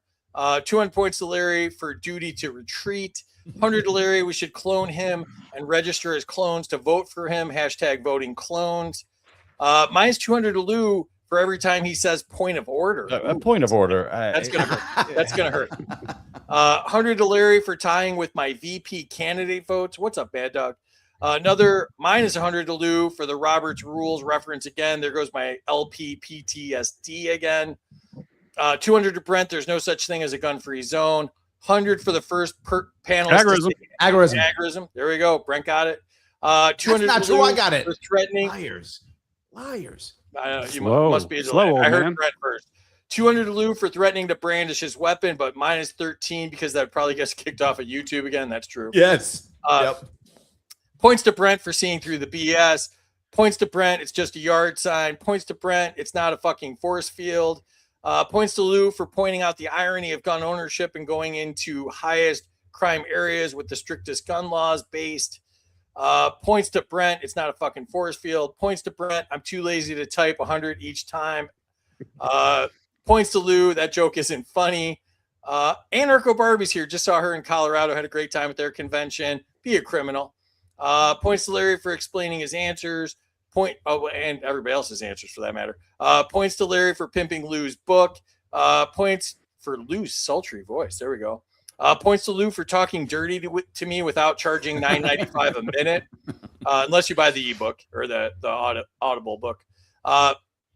Points to Lou for giving a detailed description of his physique in the early part of the book. There you go. Points to Larry for speaking up against censorship. Jones is here. What's up? Points to Larry for always taking it a step further, or 90 steps, or 180 steps. Points to Larry for emphatically stating words are not violence. 200 to Brent for slop propaganda factories. Points to Brent for calling free a slot. I don't know what that was. Points to Brent for his loud, overbearing rage and silence when Lou and Larry argue. Minus to Brent, my reach is I amazing. can actually feel it. I could feel his rage coming through my screen. Yeah. It's pretty bad. Minus to Brent, Noster doesn't censor. I'm on Noster too. 200 to Brent for gaining groupies tonight. There you go. Points to Larry for his sassiness. Points to Brent, great answers. Points to Lou for mentioning algos are politically biased. Points to Larry for being so sharp. And points to Brent for joining the interruption game. Yeah, welcome. Welcome to the interruption game. And let's check out the scores. Little flip-flop action going on here. Lou jumped out in first here, 5,069. Larry, 4,954. Brent just behind, 4,847. So Okay, but if you add both of them up, I'm winning. I don't understand what you're talking about. That's not how that works, Hockle. That's all right. Can we squeeze one more in? You guys get it right. One more? I'm good. It's pronounced Hochul, by the way. And Well, yes, if I make the negative positive, then I have a balanced budget. Okay? God, get it right. All right. Let's do it. Larry, to you. Categories: localism and agorism. Do local solutions outperform top-down programs in practice? Not just to do that, they actually build stronger nations and stronger states. What I mean by that is, as you try to force centralized control, you find less people caring about local things. What winds up happening is people are now concerned about the process and not the outcome. So people aren't getting things done; they're just following the rules. A good example of this is crimes, right? Crimes are against the state, not against the individual, right? And that's the problem. More localism you have, the more people care. How's my example of this? If you look at when America was at its most nationalistic, when people were loving America the most, it was when there was less government control. And what the government did is what it should do, or did more of, didn't really do, but what it did more of, is it was there to try to support more local communities. So if the government defended local communities, those communities are more loyal to the government. But when the government takes over the communities, then they're not as loyal anymore. They're now loyal to the government, not to the country itself as a nation, is what I mean. They're loyal to the government, not the nation. The process, not the outcome. The more you centralize, the more you create process. The more you create process, the more you don't care about outcome. And the goal becomes following the process. An example this I'll give you is when companies do bad things and harm people, they don't say things like, oh my God, I harmed people, or I didn't harm people. What they say is, I followed the rules, or I didn't follow the rules. Yes, but you harm people, but I followed the rules. Well, therefore, there's no crime. So more centralization means more process, more rules. The actual outcomes becomes irrelevant. So by default, the larger the government, the more centralization, by default, the worse the outcomes. Lou, to you. Is the future more local than national? I think so. And something that I found over the years is this really odd thing happened where the local became national, but not necessarily my local or your local. Like there would be all of these stories that would be elevated to, national prominence that would get us all talking and all jibber jabbering about. And those of us like who are, making videos or commentary or comedy would be, focusing on it. And at some point I'm like, wait a minute, why am I so focused on this crazy thing happening at, say, in San Francisco when I live 3,000 miles away from San Francisco? There's nothing I can do to impact San Francisco. Meanwhile, do I even know what's going on in my own backyard? Sometimes literally in my own backyard. Like there was a time where an animal took a shit on my deck, and I don't even know what kind of animal it was because I was spending all my time thinking about San Francisco. So I think the future is going to have to be local, because if you're not taking care of your stuff at home and knowing what's going on there, whether it's local government, when it comes to, spending and fraud and all that stuff, then you're going to get sucked into the national, and then you're going to lose all this stuff that is right around you. The sad part is I don't want to say local. I want to say community. Why do I say that? Because community is very often in today's world also digital. So it isn't just local. In other words, I have a community that may be based upon some idea, some concept. We are that now, right? Even we are a community now. Many of us aren't local. I mean, me and Lou are kind of local, but many of us aren't really local. So what winds up happening is our community becomes that piece. Sadly, right now, the near future is not that. The near future is national. Everything is becoming national against national, right? Do I like this? Well, what does my talking head on TV say? Do I like that? What does my talking head on the channel that I watch say? I think that right now is a big deal, but it will change. It will shift into community, and that's stronger. Now, the best part about this is hopefully community can then shift into local, because we are at one point, we've got to start touching grass again. And as that happens, you will find more community becoming local. All right, Brent, to you. Are people turning to parallel systems because official ones fail? I don't think so. So I think that there are people who are maybe slightly autistic that are very good at the Austrian economics and finance in general, and sort of see the way Texit. that see the way this thing is going to go, and they are preparing themselves now. They're getting themselves self-sufficient. They're standing up some parallel systems. They're beginning to, batten down the hatches for what's coming. It's a really small amount of people right now. I don't think it's got major adoption yet. And I think what's going to happen is that when the systems finally do fail, you're going to be in two camps. Either you're prepared for the stuff, or you're completely screwed. And everyone's going to try to run for the exits and try to build parallel systems when the things fall apart, and that doesn't typically end well. So I would encourage everybody, start building now. You're already probably behind the curve, because what's coming is going to be super ugly. It's something that you need to prepare for. So sadly, no, I wish there was more of it, but people really need to be encouraged to start thinking about the future and how they can leverage everything that's out there, whether it be cryptocurrency or self-sufficiency through homesteading, whatever it is. We got to get moving. I am getting tired of you being right, Brent. Okay, I'm getting fucking tired of that. Me too. Right? I'm starting to think That's I'm crazy. Like the 5th time or something like that. Yes, he's right. People aren't doing enough of it, and they must. That's my point about community. My point about localism. That is the future, and people aren't seeing it. And the good news on this is you don't need that many to do it. At one point, enough people do it to where they go, "Oh, that works," and you'll watch others copy quickly. There's a tipping point. But local, that tipping point is not very high. It's probably more like 5 or 10%. And once it hits that point, everyone else will begin to copy. So that's the good news. The bad news is they aren't moving fast enough. He's right. The good news is we don't need that many to hit the tipping point. I'll take that one step further. Boo. Actually, boo. I won't. You know why? Because I'm not Larry Sharpe. That's why. Yes. Your next governor of New York. Okay. There you go. All right, Larry, back to you. The category is technocratic governance. Do technocrats overestimate their ability to control outcomes? Yes and no. And what I mean by that is yes, because they think they can create systems that can control things. So of course they do, right? They want to control things. They think systems will work. It makes sense. But also no, in that you will see many of them will warn us, and they'll say, this might end the world. This might destroy everything. This might collapse it. The problem is, since they can create systems, the technocrats, the people who are actually doing it, the bankers behind them and the money behind them go, oh, this is good enough. I can make money off of it. So the technocrats themselves sometimes like, I can make systems, but it's not perfect. But the money behind them go, oh, it doesn't matter. It's fine. That's good enough. Yeah, you'll be fine. You'll be fine. The technocrats are pushed by the financiers to make that happen. All right, Lou, to you. Is trusting experts declining for good reason? Well, I think something's happening where, as we saw with, the COVID years, a lot of experts got it wrong.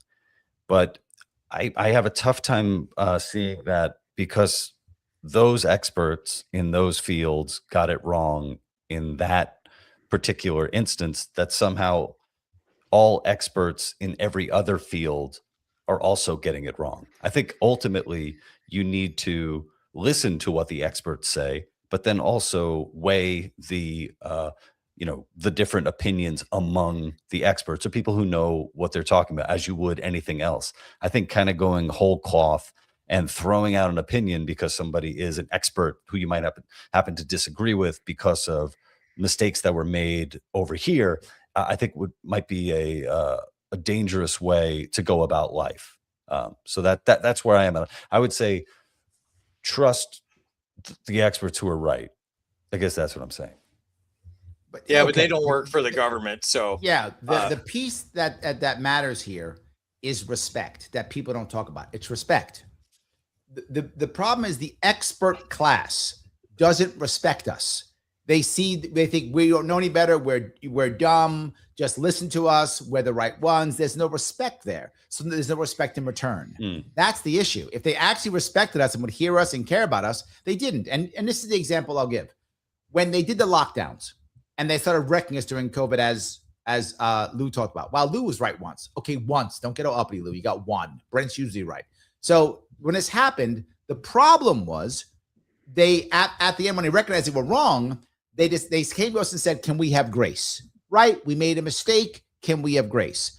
And my response was, "Okay, are you saying you made a mistake and that you should have never done it and you had no right to do it and you should never diss us that way and you should never do it, never, no matter what?" And they went, "No. What I mean is we didn't know enough. Then we could absolutely destroy you." In which case, no grace. No. Can I give someone grace who has recognized they made an error, who recognized that they should have never done that? They had no ability, no right, no real authority to destroy our lives? Yes, if you actually recognize that, but they didn't. They said, well, if we knew more, then we can wreck your life. And that's a disrespect that people are having. If people respected the elites, they wouldn't have had to lock us down. We would have done it because we respected them and we thought they were right. We've done it on our own. And that's the key. Libertarian, we say all the time, good ideas don't require force.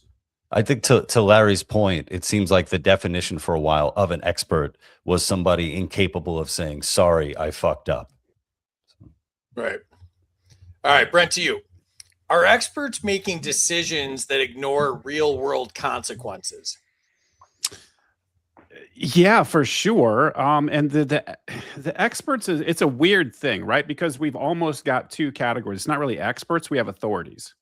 Right. So the science is something to be trusted, and that's not a real thing. I talked to Scientific Libertarian in my show about this, right? Like science is a process. It's an empirical discovery mechanism. It's how we understand what's true in the world. And that endeavor is completely polluted by corporate money, by government intervention, by rent seeking. And we have a very difficult time figuring out what's going on. So we don't have really experts anymore. It's very difficult because being an expert means you're to be trusted, that your prior work stands up over time, that you have predictive power. Like I can, here's the basis of me coming to the table with all of my prior work and showing how it was, my prior predictions came true, and it sort of gives you confidence that they can make future predictions, right? That's what the whole scientific endeavor is about. And it's not that anymore. We have authorities. We have authorities where they have the predetermined outcome, which is typically governed by money and power and corporate interests and all sorts of things that are not related to the truth-seeking endeavor. And that's dictating everything for us. So I think it's very important to separate the authorities from the experts and also be very skeptical of experts in general, because oftentimes those people sometimes are just they're good faith actors and they're just wrong. They're not gods. They don't get everything right. But I think it's just super, super important to have sort of a tenuous grip on the truth, and to not sort of relegate your faculties, your intellectual faculties, to some third party because they sound good or they're being pushed on the news or whatever. Totally agree. It goes back to that same point though here, right? Which is they care more about the process, not the outcome. The outcome is utterly secondary. If you look at how all the authorities, to his point, they're looking to check boxes. They're not looking for the right outcome, right? When I would do a lot of veteran training, I stopped working with the VA. The VA does certain things well. Like if you want to get into education, the VA is great in getting you into a school. Great. Other things, not so much. Getting you a job, terrible. They actually have like a rubric. You have to fill out the rubric on what you did. And I would say, but that doesn't get people jobs. It doesn't matter. It has to do the thing. They care more about the process than they care about the outcome. Did I check all the boxes and follow the rules? And you see this in any government program. any authority program. Did you do blah, blah, blah? Yes, you get the degree. Did you do blah, blah, blah? You get the grant. What was the outcome? Oh, I don't know. All right. Last 3 questions of the night. First one's to you, Larry. The category is food access versus market reality. Do subsidies solve access issues or distort them? If the subsidy goes to me, yes. If it goes to somebody else, no. So if I'm getting paid, life is good. I'm obviously teasing, but the reality of it is, can subsidies be a Band-Aid? In theory, I could see that they could, in theory, maybe do something here or there. But the problem is they're never used that way. They're used as a permanent solution. Oh, we'll fix it. We give them the money and we stop. And the problem that it becomes so bad, it's like if I were to give myself a benefit while I'm walking or running, right? I give myself something special like that. And then when I don't have that benefit, I have trouble walking and running. So they actually make you less powerful. They make the market less effective. They make the companies less effective. They make the workers less effective. They make the entire system less effective because it is a crutch. Now, again, my point is, a crutch sometimes good? If I break my leg and I'm healing, yes, I could see a subsidy as in theory, again, theoretically, as a Band-Aid. I can't see it as anything else. Yeah, let me jump in real quick, since I didn't interrupt once this entire time. I got to interrupt Larry at the last round. The important thing to remember, too, is that, Frederick Bastiat talks about the seen versus the unseen. Subsidies can produce a visible outcome somewhere. Yes. The government subsidizes something, it changes the price of it or makes more availability or whatever. You don't pay attention to what's unseen, which is that resource is pulled from somewhere else and you're not even aware of it. It's causing some other externality or some second order impact over there. So every time you got to be careful. Anything with the subsidy, anytime government's involved in some way that way, it's going to be at the expense somewhere else that you're not typically seeing, or at least not cognizant of. All right, Lou, to you. Are food deserts caused by policy failures or market forces? Ooh, I'll take this one step further. Boo! I'll say food deserts are a mirage. They actually don't exist. I would say that in particular in the news, and Larry can talk about this, because in New York we hear about food deserts, and I'm like, ooh, that's really weird, because I remember when I lived in New York, there were a lot of supermarkets, and you had public transportation, walkable city, et cetera, et cetera. They were, fully accessible. So it seems like food deserts is kind of a made up term to get people anxious, and as a way for the government to decide, which of their friends are they going to give money to. Yeah, but Mamdani's going to have a government-run store, Lou, and that's going to solve all of our problems. And it's going to be great because it's going to cost like $30 million. So it's going to be really good. So it's going to be good. It's going to cost $30 million. It's going to be good. But I got to go one step further on this one also, and that is food deserts. That sounds like there's no food. Lou was right. That's not true. They talk about all the time, kids are starving in America. That is utter horseshit. Kids are not starving in America. That's not a thing. That is utter horseshit made up. They made a new, again, this is how they changed the classifications. It is now a thing called food insecurity. Now, that's a real thing. I'm not sure where my next meal is coming from. That's called food insecurity.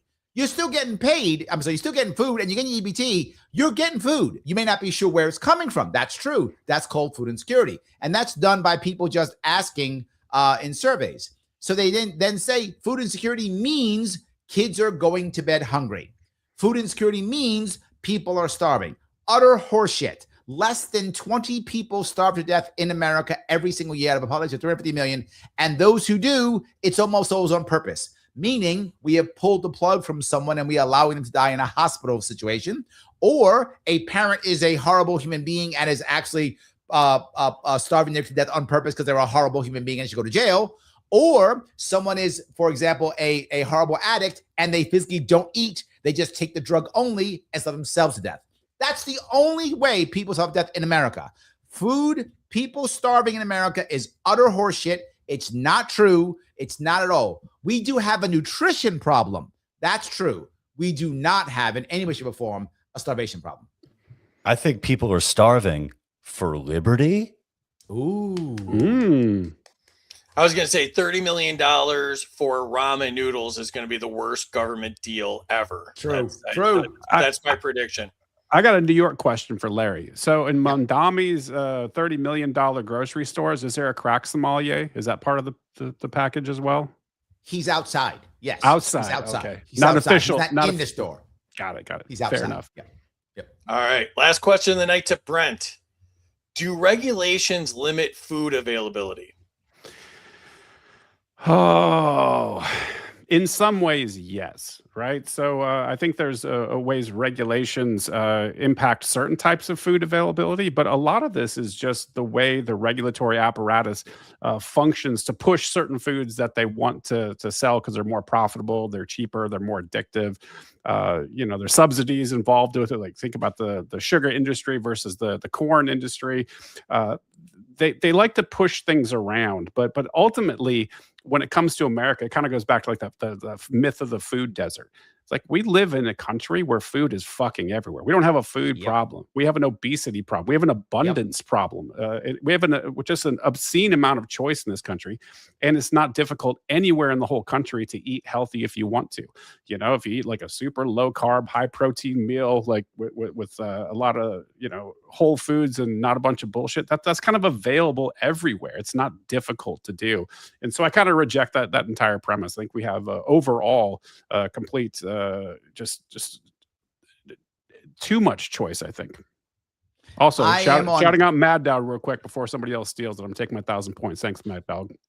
I am without question been on keto for 15 years now, so I understand that completely. I knew it. You'd have to bring this up. I have to. Keto is magic. Not bring it up. That's had to. Someone brought up food. I'm talking about keto. Got to be there. But regulation. Let me give you an example where it actually hurts horribly. In New York City, what would happen often is after restaurants and of the thousands of restaurants in New York City, at the end of the night, they would take some of the food they had over that they were going to, and they would put it out on a table out back.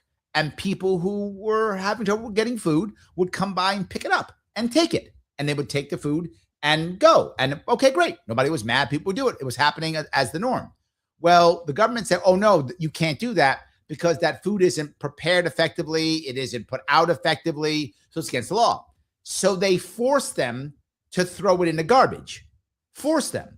So now, of course, we have dumpster diving. So the people now have to go. The people are literally, they could just go to a table and be human beings and get it. Now they have to go into a dumpster to get the food. Oh, but it gets worse. When people were dumpster diving, the city then decided to take the restaurants and punish them.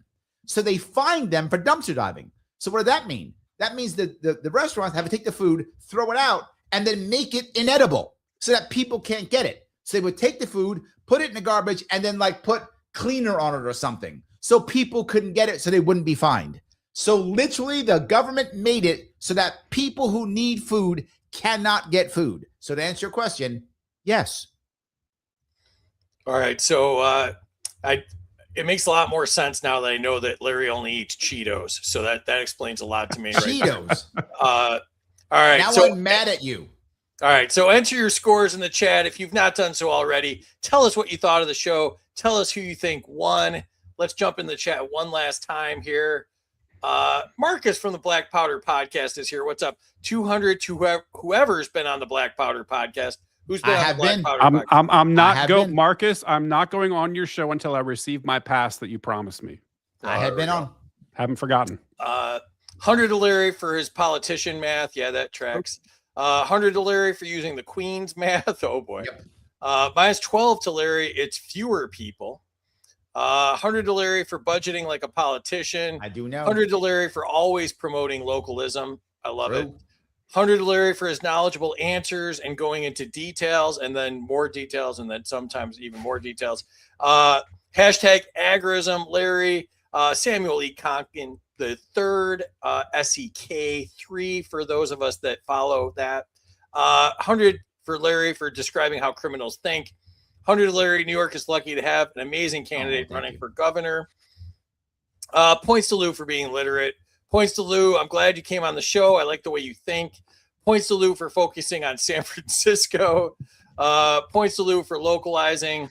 Points to Brent just because. Points to Brent for taking a raccoon-sized shit on Lou's porch. I had a feeling. Points to Larry for community instead of local. Points for Text the it. first. Oh, yeah, we already had that. Points to Brent for having an enjoyable type of tism. Points to Larry for backing Brent and expanding on it. Points to Lou for not being Larry. Oh, that's a nice one. Vote with your wallets every day by supporting parallel systems and networks. Absolutely, William. Points to Larry for the F-bomb. Points to Lou, fuck the experts. Points to Larry, he deserves to be a single panelist on another episode of Are You Smarter Than a Politician? We need more Larry. But he is a politician, just FYI. Points to Larry for bringing up lockdowns. Points to Lou for Larry saying you're right. Points to Larry, the godfather of independent candidates looking for respect. Capiche? Points to Larry for the longest answers in the history of game shows, literally. True. Points to Larry for the lockdown rant. Points to Lou for being sensible and not requiring respect. Hashtag Rodney Dangerfield. Points to Brent. We have more authorities and not experts. 100% correct. Points to Brent. Trust but verify. Points for the first panelist. Fauci's a fraud. Jeez. Fauci's a fraud. There we go. Points to Brent for explaining authorities versus experts. Points to whoever can say. Anti-disestablishmentarianism. There we go. And I didn't have to say it, so I appreciate that. Points to Brent for kill switches in cars. He knows what's up. Wait for it. It's coming. Points to Brent for interrupting Larry in the last round. That was a boss move. Points to Larry for allowing Brent to interrupt him. Geez, Brent, really? Minus to Brent. How dare you interrupt Larry in Greta's voice? But points to Larry for running for governor of one of the two worst states in the country. True. Points to Larry for food deserts or points to Lou for food deserts or a mirage. Points to Lou, food deserts are just Whole Foods hippie talks. Hashtag eat your hot dogs. Points to Brent for the free crack samples. Points to Larry for calling me a starving kid after I just left the China buffet. Points to Brent for rolling his eyes all the way back. Points to Larry for food insecurity and explaining it. Points to Brent for our obesity problem. I didn't know you caused that. Did I cause that? Points to Brent for having too much choice. Points to Lou for being disappointed in Larry's Cheeto diet. Points to Lou for not answering Brent's question. Points to Lou for dumpster diving. Hashtag fight the power. Points to Free for hosting an awesome event. Thank you, Andrea. Points to Brent. Can you borrow my black pass if you can borrow my black pass if you need it? Marcus says it's fine, but I charge $10 and he gets 30%. And points to Lou for best of show. And points to Larry for being brave enough to show his chin. Oh boy. All right. One last time. I gotta do my homage to Rob Yates for giving me all those points. There you go. All right. Here we go. Last time. Lou with the win. 78-92. Larry with just 80 points behind. 78-13. And Brent's right there. Cheaters! 76. Oh! And I just like to robbed. say this is the most points we've ever had for only getting through 3 questions on the entire show. Free. Can I just say something? In the end, it was Lou Perez that took things a step further. Boo! Step further. There we go. Boo! No, I got to call something out here. I set a record for the most number of points with the fewest number of words. This will never be touched ever. This record's going to stand forever. All right. Okay. No, but hold on. When you look at those stats, I got the most points that were removed. Okay. So that gives me something. That's right? your That's own a fault, victory. Larry. That's a victory, right? That's a victory in its own way. So if you look at it that way, I've won anyway. I don't think that's a thing. But anyway, so Brent, you came in 3rd place. What'd you think, bud? I had a blast. This is super, super fun. I love being on with you guys. Loved you too. Seriously, I want to come back again. I love the show. Awesome, man. Plug what you're up to. Yeah, so Aiming Up podcast. I've got the Brent Freeman show that's coming out probably beginning of June. So I'm going to do some more just me talking to the camera, so you don't have to listen to my horrible rants on Twitter. Going to be more news and sort of current events type of stuff. Get my hot takes, and then a Narco Syndicate clothing. So I've got actually I'm wearing some of this right now. Nice. Excellent. Go buy And you some can shit. you can check out Brent on X. He is B Gets Better. Anarcho Syndicate Clothing is Anarcho SCC on X, or go to anarchosyndicate.com and make sure you check out his new podcast as well as the Aiming Up podcast. Appreciate you, brother. Thanks for doing this. And Larry, I know you're going to bitch and moan this whole time. You came in second place. And what'd you think, bud? Oh, here we go.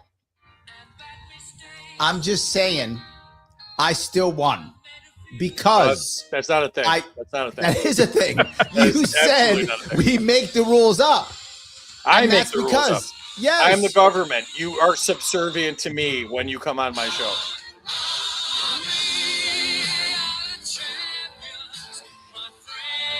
All right. Well, let's plug something. Hopefully, you will win. which I've is already won. Governor That's all I'm of saying. New York. Let's plug that Okay, instead. here's the reality, guys. If you want to see something funny, which I hope you enjoy, I hope you enjoyed the show. What I always try to do is I try to be as human as I possibly can be, because I want you to know that what I actually do is I give you who I actually am, right? I am a politician, true, but I'm also someone who, when you meet me in person, I'm the same guy that I'm here. Lou knows me very well.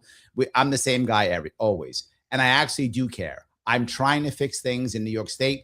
And I say that because if we fix things here, we fix things everywhere. If we can change things here, we can change things everywhere. If you might say, Larry, I don't care about New York, guess what? Mom Donnie is coming to you. Hochul's coming to you. If you live in Jersey, coming real fast, Lou. If you live in Utah, probably 20 years. But either way, it's coming to you either way. New York is the way it goes, good or bad. If we fix New York, we fix it everywhere. I have a money bomb tomorrow. What does that mean? I need to get ballot access. That means that we have to get on the ballot so that once I'm on the ballot, I'll be able to have ballot access for an independent party in New York State. There are none right now. It's Democrats, Republicans only. In the past 8 years, there have been no independent candidates for governor or president in New York State. Zero. We have to change that. We did it by me getting me on the ballot. Larry, can you guarantee ballot access? Yes, I cannot guarantee a victory. It's possible I could win, but I cannot. But I will absolutely say, I will bet anybody any money. If I get in the ballot, I will have ballot access. Why? Because I already poll at 8% across my state in multiple polls. I only need 2% for me to get ballot access in my state. So I'm 4 times higher already. If I do nothing, we'll be fine. So help me out, LarrySharpe.com. I'm running for governor. It does matter. Please help me out. Absolutely. And make sure you check out the Money Bomb tomorrow, 6 p.m. to 9 p.m. Eastern time. That's the Money Bomb for the gubernatorial ticket of Larry Sharpe and Shannon Joy. Lou and I are obviously the 2 biggest names on it, but there's some other guy named Spike and Maj and a lot of great people showing up. So hope to see you all there. And the big winner tonight over Larry's objections, Lou Perez. How you feeling, Lou? I'm feeling amazing. This was great. I had a lot of fun, and I want to take a little bit of my time to plug Larry as well. When I lived in New York, Larry Sharpe was the first politician who ever earned my vote. I had voted in the past, but Larry was a person who won me over, and I'm very proud to have been a friend and to have trying to do my part along the way to help him achieve his goals. And I think our goals too. It would be wonderful to see Larry in the governor's mansion. Right now, you could, if he tries to get in there, he's going to be arrested.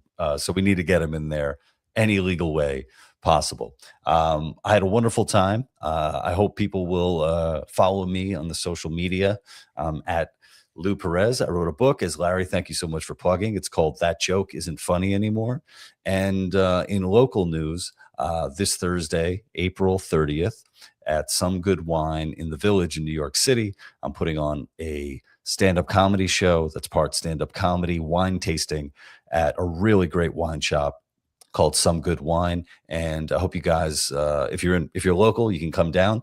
If you DM me, I can help you get a discount ticket. I promise you. But you just have to reach out and ask for it and mention the show.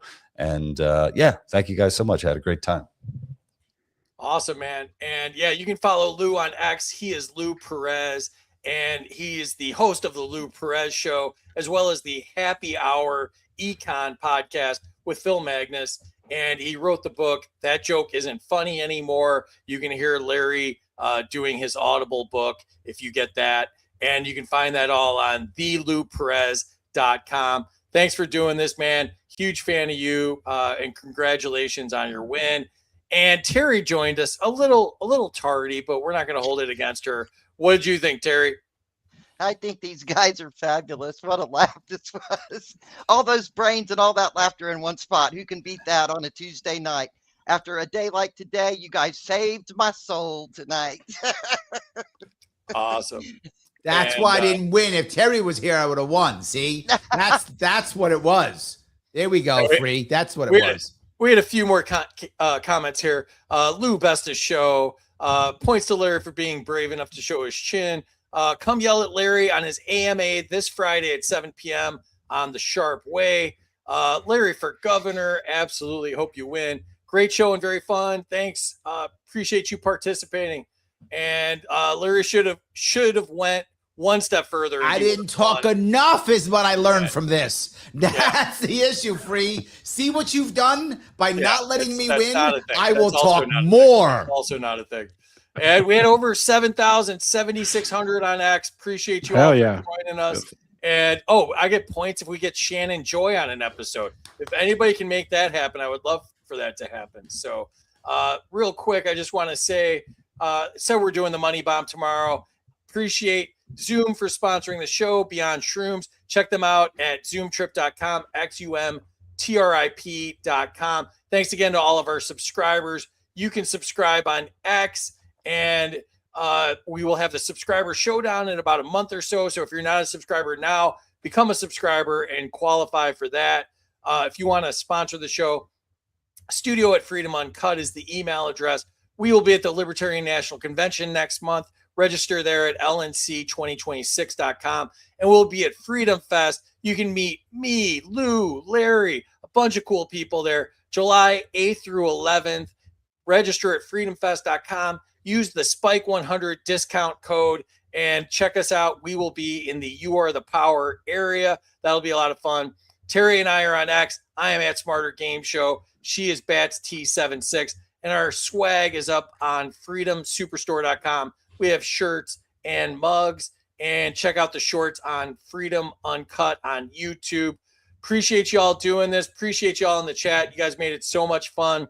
We will be back Friday, 8 p.m. Eastern, but make sure to catch us tomorrow on the Money Bomb, 6 p.m. to 9 p.m. Eastern. That's going to be a lot of fun. Peace out, y'all. Appreciate you.